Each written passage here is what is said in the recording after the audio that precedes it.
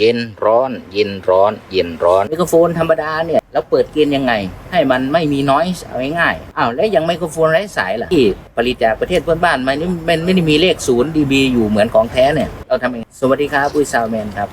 รู้หรือไม่อัตราส่วนเสียงจริงต่อเสียงรบกวนเนี่ยเราฟังยังไงนะครับเวลาเราทำงานเนี่ยอย่างเช่นไมโครโฟนแบบมีสายหรือไมโครโฟนแบบไร้สายไม่ว่าจะเป็นของแท้หรือของเทียมอะไรก็ตามเราฟังอัตราส่วนเสียงจริงต่อสัญญาณรบกวนอย่างไรนะครับเนี่ยสำคัญเวลาเราเปิดเกณฑ์ตรงนี้นะครับมันจะได้อัตราส่วนเสียงจริงมากแค่ไหนอัปเดตความรู้สำหรับท่านที่เคยเรียนกับผมนะครับ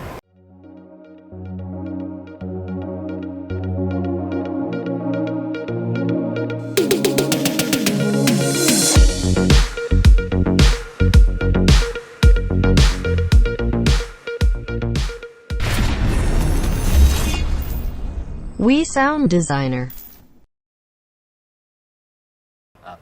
พื้นฐานก่อนนะครับเวลาเราทำงานนะครับกับระบบเสียงแน่นอนอุปกรณ์ระบบเสียงทั้งหมดมันจะมีช่วงสัญญาณระดับสูงสุดกับช่วงสัญญาณระดับต่ำสุดช่วงนี้เราเรียกว่า Dynamic Range นะครับเพดานด้านบนจะถูกจำกัดด้วยจุดคลิปปิ้งหรือจุดมิเตอร์สีแดงๆนี่นะครับเพดานด้านล่างเนี่ยมันจะถูกจำกัดด้วย Noise Floor หรือเสียงรบกวนนะครับเพราะนั้นถ้าเสียงรบกวนเข้าเยอะDynamic Range ก็คือสูงสุดหารต่ำสุดเนี่ยความกว้างของที่มันจะได้มากได้น้อยเนี่ยนะครับหรือระบบจะถ่ายทอดรายละเอียดได้ดีไหมเนี่ยนะครับน้อยฟอร์ต้องน้อยที่สุดเพราะฉะนั้นถ้าน้อยฟอร์เข้าเยอะ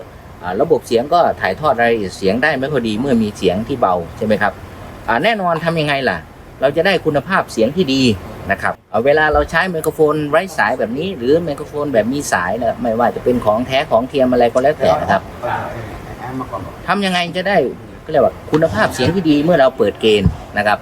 มันต้องฟังอัตราส่วนเสียงจริงต่อเสียงรบกวนให้เป็นนะครับนี่คือสิ่งที่ผมสอนในคลาสเสมอนะครับมันเป็นเรื่องของ Signal to Noise Ratio นะครับแน่นอนเวลาเราเปิดเกณฑ์เนี่ยมันมี PM เกณฑ์กับ Deton Trim Deton Trim ก็คือเอาไว้ลดระดับเสียงในระบบ Deton ธรรมดานี่แหละนะครับเพิ่มหรือลดในระบบ Deton นะครับส่วน PM เกณฑ์เนี่ยมันคือคุณลักษณะลองนึกภาพมันเหมือนเราเปลี่ยนอุณหภูมิในห้องเย็นร้อนเย็นร้อนอะไรประมาณนี้เพราะนั้นเวลาเราเปิด PM เกณฑ์มันคืออะไรมันคืออัตราการขยายสัญญาณอัตราการขยายสัญญาณมันจะเปลี่ยนคุณลักษณะของเสียงไปด้วยหรือเรียกว่า timbre change นะครับมันจะอุ่นหนาสว่างสดใสไหมขึ้นอยู่กับตัว PM เกณฑ์ที่เราใช้ไม่ว่าจะเป็นข้างในบอร์ดเองหรือแบบ insert เข้าไปนะครับเอาล่ะสมมุติว่าเราไม่ได้ซีเรียสเรื่องคุณภาพหรือคุณลักษณะของเสียงเมื่อผ่าน PM เกณฑ์เนี่ยมันจะอุ่นหนาหรือสว่างสดใสก็แล้วแต่เนี่ยไมโครโฟนธรรมดาเนี่ยทำยังไงถึงจะได้อัตราส่วนเสียงจริงต่อเสียงรบกวนที่ดีหมายความว่าไงหมายความว่าเราได้เสียงจริงที่ดีนั่นแหละแล้วเปิดเกณฑ์ยังไงให้มันไม่มี noise เอาง่ายๆนะครับหลักการอย่างแรกก็คือ1คุณต้องมีจุดอ้างอิงเดียวกันก่อนทั้งระบบก็คือจุด0 dB นั่นแหละก็เรียกว่าจุด unity จุดที่ยังไม่มีการเปลี่ยนแปลงแล้วอย่างไมโครโฟนไร้สายล่ะจุดศูนย์อยู่ไหนมันไม่ใช่บางรุ่นที่ผลิตจากประเทศเพื่อนบ้านมันไม่ได้มีเลข0 dB อยู่เหมือนของแท้เนี่ย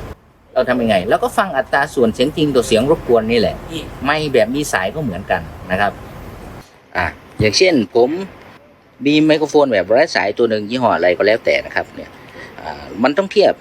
จุดศูนย์ที่จุดเดียวกันก่อนเพื่อจะฟังก็เรียกว่าอัตราส่วนเสียงจริงต่อเสียงรบกวนให้ได้นะครับว่ามันมีเสียงจริงเข้ามาเยอะมันมีน้อยเข้ามาน้อยเพราะนั้นแน่นอนที่ receiver มันก็ตั้งค่าเป็น0 เดซิเบลซึ่งยี่ห้อนี้มันไม่มีเลข0ละสิแล้วยังไงมันเป็นเปอร์เซ็นต์ใช่ไหมครับทีนี้สิ่งที่ต้องทำอันดับแรกก็คือสมมุติว่ามันไม่มีเลข0หรือมันมีเลข0แล้วแต่เราเปิดเกณฑ์ไปที่0 เดซิเบลก่อนนะครับเนี่ยเราเปิดเกณฑ์ไปที่0 เดซิเบลเริ่มจาก0 เดซิเบลก่อนนะครับเฟดเดอร์ขึ้นไปที่0นะครับเนี่ยทุกอย่างแฟดหมดแล้วนะครับจากนั้นเราหมุนวอลลุ่มให้สุดจากนั้นเราหมุนวอลลุ่มให้สุดเลยก็คือไม่รู้นะมันไม่ใช่หน่วยเดซิเบลถ้าเราใช้ไมโครโฟนแบบแท้เนี่ยมันจะเป็นหน่วยเดซิเบลเราก็ตั้ง0เลย0 เดซิเบลเลยนะครับแล้วก็เปิดฟังออกลำโพงหรือเปิดใช้หูฟังก็ได้ว่ามันมีน้อยมากแค่น้อยไหมเห็นไหมมันมีน้อยออกลำโพงนะครับจากนั้นเราก็พิจารณาโดยเปิดเกณฑ์ขึ้นโดยที่ยังไม่ได้พูดอะไรนะครับเปิดเกณฑ์ขึ้นไปเห็นไหมครับเนี่ยพอเริ่มเปิดมันมีฟีดแบ็กเห็นไหมครับแสดงว่ามันมีน้อยเข้าเห็นไหมครับแสดงว่าอัตราส่วนเสียงจริงต่อเสียงรบกวนเนี่ยจุด อ้างอิงตัวนี้มันไม่ใช่ แล้วก็ใช้วิธีหมุนลง ถ้าไมโครโฟนแท้เนี่ยมันจะง่ายกว่าเยอะนะครับ มันก็เรียกจุดศูนย์แล้วก็จบผมก็ผมหาเจอแล้วเมื่อวานก็คือจุดนี้แหละประมาณ 12%จากนั้นผมก็เปิดเกณฑ์ขึ้น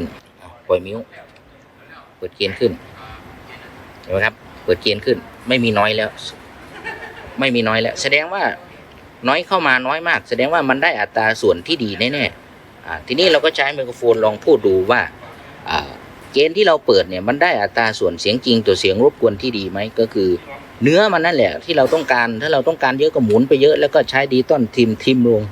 มันก็จะเป็นคุณลักษณะของเสียงเมื่อผ่าน preamp ไม่ว่าจะ preamp ใน preamp นอกนะครับแล้วก็หมุนดูพูดดูชื่ออันเนี้ยไม่มีถูกไม่มีผิดตรงนี้เราก็หมุนไปให้ได้เสียงเนื้อเสียงที่เราต้องการแล้วก็ฟังว่าอัตราส่วนที่ดีเกิดขึ้นนะครับผมเปิดไปเยอะๆเนี่ยเห็นไหมครับไม่มีน้อยเข้ามาเลยเห็นไหมครับนี่คือการจัดการเขาเรียกว่าsignal to noise ratio นะครับเปิดเกณฑ์ให้ได้เนื้อเสียงเมื่อผ่าน preamp คุณลักษณะเรียกว่า timbre change นะครับแล้วก็ถ้ามีดิจิตอลทิมก็ทิมมันลงให้ได้ระดับกับสิ่งที่เราได้ยินพอดีนะครับแล้วก็จัดการเรื่องเกณฑ์สตรัคเจอร์ระบบนะครับให้ได้ถ้าเป็นไม้แท้มันก็ดีหน่อยไม้เทียมก็ยากหน่อยเพราะฉะนั้นไม้สายก็หลักการเดียวกันไม้สายก็เสียบสายเปิดเลยฟังว่าน้อยเข้ามากเข้าน้อยหมายถึงว่าตอนที่เราทำเครื่องดนตรีก็เหมือนกันถ้าเปิดเกณฑ์น้อยเข้ามากแล้วก็ไปขยับไม้จ่อเครื่องดนตรีใหม่เพื่อให้ได้เนื้อเมื่อผ่าน preamp นะครับหรือเรียกว่า timbre change นะครับเนี่ยเย็นร้อนเย็นร้อนเย็นร้อนเย็นร้อนเนี่ยร้อนเย็นร้อนเย็นร้อนเย็นร้อนลองนึกภาพนี้นะครับจากนั้นเวลาเราใช้ไมโครโฟนนะครับเนี่ยทุกอย่างวิธีจุดศูนย์เข้าศูนย์ออกศูนย์เนี่ยมันก็เป็นระดับเสียงที่มีก็เรียกว่าอัตราส่วนเสียงจริงต่อเสียงรบกวนที่ดีแล้วนะไมค์ก็อยู่ในคุณภาพเสียงที่ดีไมค์ก็ไม่หอนน้อยฟลอร์ก็น้อยมีเวลาเสียงเข้าเบาๆก็จะไดนามิกเลนส์ของระบบก็ถ่ายทอดรายละเอียดได้ดีโอเคนะครับฝากกดไลค์กดแชร์กด Subscribe เป็นกำลังใจซาวแมนด้วยนะครับขอบคุณครับสวัสดีครับ